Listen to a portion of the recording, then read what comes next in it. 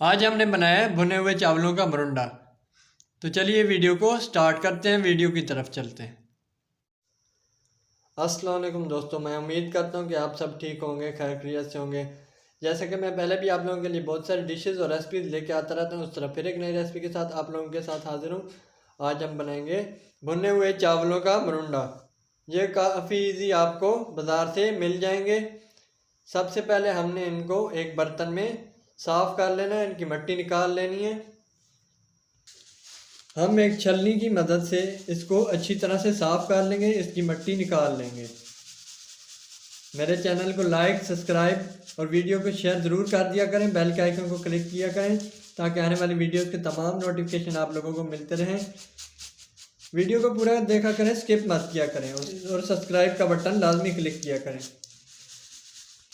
यह काफ़ी आसान रेसिपी है, आप घर में इसको काफ़ी आसानी से बना सकते हैं। आप इसको घर में बना के रख भी सकते हैं, 12 महीने तक ये ख़राब नहीं होते। अच्छी तरह से हमने इनको छान लेना है ताकि कचरा इनका अच्छी तरह से निकल जाए। आप देख सकते हैं इसमें से काफ़ी ज़्यादा कचरा बाहर आ चुका है। अब हम चूल्हे के ऊपर कढ़ाई को रख लेंगे हल्की आंच पर। इनको हम कढ़ाई में डाल के 1 मिनट तक पका लेंगे ताकि इनमें ताज़ापन दोबारा आ जाए अच्छी तरह से। 1 मिनट तक हमने इनको अच्छी तरह से पका लिया। अब हम एक बर्तन में इनको निकाल लेंगे। कढ़ाई को हमने दोबारा चूल्हे पे रख दिया है और इसमें हम 1 कप शक्कर डालेंगे और इसकी हम अच्छी तरह से पत बना लेंगे 5 मिनट तक।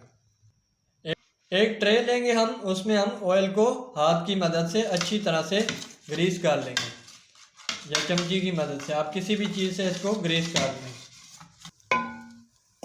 आप देख रहे हैं कि शक्कर हमारा कढ़ाई में आहिस्ता आहिस्ता से मेल्ट होता जा रहा है। सब्सक्राइब के बटन को लाजमी क्लिक कर दिया करें, यह हमारे लिए एक हौसला अफजाई होती है, आपका प्यार भरा पैगाम होता है। शक्कर को हमने 5 मिनट पकाने के बाद हमने इसमें 1 घूंट पानी डाला है और अच्छी तरह से इसमें मिक्स कर लिया। अब आप देख रहे हैं कि हमारी शक्कर की पत अच्छी तरह से बन के तैयार हो चुकी है। अब हम चूल्हा बंद कर देंगे। अब हम इसमें भुने हुए चावल डाल के अच्छी तरह से इसको मिक्स कर लेंगे। आपने भी इसको इसी तरह अच्छी तरह से मिक्स कर लेना है पत में। भुने हुए चावलों को कढ़ाई में पत में मिक्स करने के बाद जिस ट्रे में हमने ऑयल ग्रीस किया था, ये तमाम भुने हुए चावल हम इसमें डाल के फैला के रख देंगे 5 मिनट के लिए। अब हमारा मरुंडा बन के तैयार हो चुका है। हमने एक ट्रे में इसको डिश आउट कर लिया है। उम्मीद करता हूँ कि आप लोगों को मेरी वीडियोस पसंद आ रही होंगी। अगर आप लोगों को मेरी वीडियोस पसंद आ रही हैं तो चैनल को लाइक, सब्सक्राइब और वीडियो को शेयर ज़रूर कर दें। बेल के आइकन को क्लिक करें ताकि आने वाली वीडियोस के तमाम नोटिफिकेशन आप लोगों को मिलते रहें।